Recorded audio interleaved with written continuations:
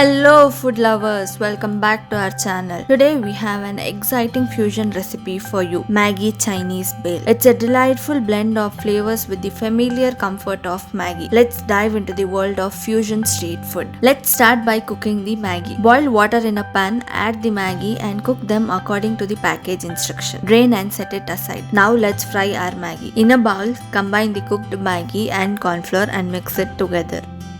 Now heat a pan on medium-high heat for deep frying. Then add in our Maggie and fry it until they turn golden brown. Now let's prepare the sauce mixture. For that, in a small bowl, combine soya sauce, tomato ketchup, salt and sugar and mix it well. Now it's time to bring it all together. In a mixing bowl, add the raw vegetables like cabbage, onion, tomato, chili, carrot. Then add little salt, chili powder and pour the sauce mix and the Maggie masala and give it a good stir. Then add in the fried noodles and toss everything together to combine well. Ensure that noodles are coated with the sauce and then add a lemon juice and give it a final toss. And there you have it, our delicious Maggie Chinese Bhel.